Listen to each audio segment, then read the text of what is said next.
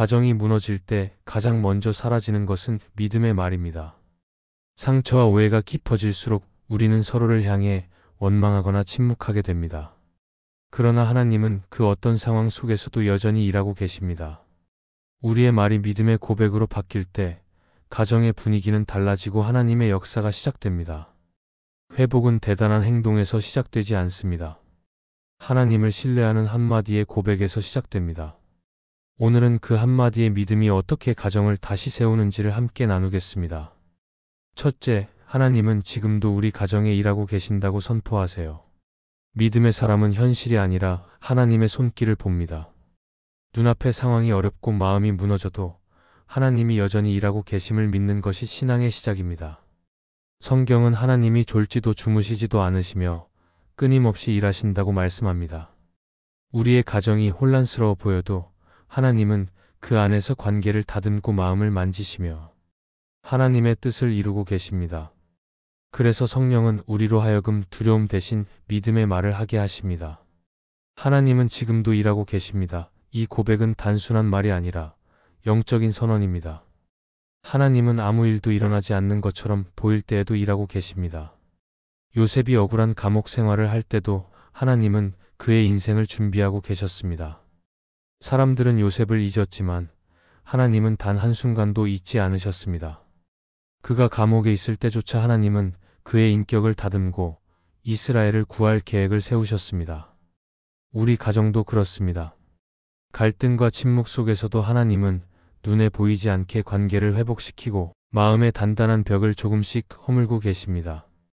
믿음의 말은 하나님의 일하심을 인정하는 고백입니다. 우리는 종종 모든 것이 끝났다고 말하지만 하나님은 그때부터 새 일을 시작하십니다. 그래서 믿음의 사람은 절망 속에서도 선언합니다. 하나님은 여전히 우리 가정 안에 일하고 계십니다. 그 말이 우리의 마음을 지키고 영적 질서를 바로 세웁니다. 하나님은 우리가 이 믿음의 고백을 잃지 않길 원하십니다. 보이지 않아도 느껴지지 않아도 하나님은 일하고 계십니다. 그래서 신앙은 기다림 속의 확신입니다. 하나님이 하시지 않는 일은 없습니다. 우리가 해야 할 일은 단 하나, 그분이 지금도 일하고 계심을 믿음으로 선포하는 것입니다. 그 한마디가 가정의 어둠을 깨고 하나님이 일하실 공간을 엽니다. 둘째, 하나님은 모든 상황을 아신다고 선포하세요. 우리가 겪는 가정의 문제는 종종 너무 복잡해서 어디서부터 풀어야 할지 모를 때가 있습니다. 그러나 하나님은 그 모든 상황을 알고 계십니다. 우리가 말하지 않아도 설명하지 않아도 그분은 이미 다 알고 계십니다. 우리의 상처도 억울함도 후회도 하나님은 다 아십니다. 그래서 믿음의 사람은 상황을 분석하기보다 그 모든 것을 아시는 하나님께 맡기며 고백합니다. 하나님은 이 모든 상황을 알고 계십니다. 이 고백은 무기력함이 아니라 하나님께 시선을 돌리는 믿음의 행동입니다. 성경에 나오는 한나도 그랬습니다. 사람들에게는 아무 말도 하지 못했지만 하나님 앞에서는 눈물로 기도했습니다. 아무도 그녀의 마음을 몰랐지만 하나님은 그 눈물의 의미를 다 알고 계셨습니다. 그래서 하나님은 한나의 기도를 외면하지 않으시고 때가 되었을 때 사무엘을 주셨습니다. 한나는 자신이 처한 상황을 바꿀 수 없었지만 그 상황을 아시는 하나님을 믿었습니다. 그 믿음이 기적의 문을 열었습니다. 우리의 삶에도 한나와 같은 순간이 있습니다. 아무리 노력해도 관계가 풀리지 않고 오해가 깊어질 때가 있습니다. 그러나 하나님은 그 상황 속의 모든 마음을 알고 계십니다. 상대의 마음도 내 마음도 그 사이의 간격도 하나님은 다 아십니다.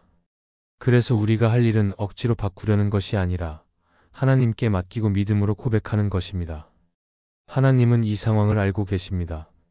이 한마디는 우리의 시선을 문제에서 하나님께로 옮깁니다. 그리고 그 고백은 우리 안에 평안을 줍니다. 왜냐하면 그 순간부터 내가 해결해야 하는 부담이 하나님께로 옮겨지기 때문입니다. 하나님은 우리보다 먼저 보시고 먼저 일하십니다. 그분은 우리의 한숨까지도 기억하십니다. 그러므로 우리가 해야 할 일은 상황을 통제하려 애쓰는 것이 아니라 모든 것을 알고 계신 하나님께 믿음으로 선포하는 것입니다. 그 한마디가 우리 가정의 방향을 바꾸고 하나님의 손이 일하기 시작하는 출발점이 됩니다. 셋째, 하나님은 언제나 선하시다고 선포하세요. 삶을 살다 보면 이해할 수 없는 일들이 생깁니다. 기도해도 상황이 달라지지 않고 오히려 더 어려워질 때가 있습니다. 그럴 때 우리는 하나님이 정말 선하신가 의문이 들 때가 있습니다. 그러나 성령 충만한 사람은 상황이 아니라 성품을 봅니다. 하나님은 언제나 선하신 분이십니다. 우리의 현실이 흔들려도 하나님의 선하심은 변하지 않습니다. 그래서 믿음의 사람은 고난 가운데서도 고백합니다. 하나님은 여전히 선하십니다. 이 한마디는 절망의 어둠 속에서도 빛이 됩니다. 요셉은 형들에게 버림받고 억울하게 감옥에 갇혔지만 끝까지 하나님의 선하심을 믿었습니다. 오랜 세월이 흐른 뒤 그는 형들에게 이렇게 말했습니다. 당신들은 나를 해하려 했으나 하나님은 그것을 선으로 바꾸셨습니다. 요셉의 인생은 고통으로 가득했지만 그 과정 속에서도 하나님의 선하심은 단 한 번도 멈추지 않았습니다. 하나님은 악한 상황조차 선으로 바꾸실 수 있는 분이십니다. 우리의 가정도 마찬가지입니다. 때로는 아픔과 오해로 인해 하나님이 침묵하시는 것처럼 느껴질 수 있습니다. 그러나 그 침묵 속에서도 하나님은 선한 뜻을 이루고 계십니다. 그분은 우리가 이해할 수 없는 방식으로 관계를 회복시키시고 상처를 치유하십니다. 그래서 우리가 해야 할 일은 하나님의 선하심을 의심하지 않는 것입니다. 그분의 계획은 언제나 우리의 생각보다 크고 깊습니다. 하나님은 언제나 선하십니다. 이 고백은 마음에 무너진 자리를 다시 세우는 힘이 됩니다. 원망 대신 감사가, 두려움 대신 평안이 생깁니다. 하나님은 선하신 분이기에 실수하지 않으시고 우리 가정을 버리지 않으십니다. 그분의 손길은 느리게 보이지만 언제나 정확한 때에 일하십니다. 그러므로 우리가 해야 할 일은 그 선하심을 믿음으로 선포하는 것입니다.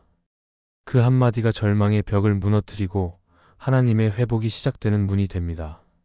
이 말씀이 마음의 은혜가 되셨다면 좋아요와 구독으로 함께 해주시기 바랍니다.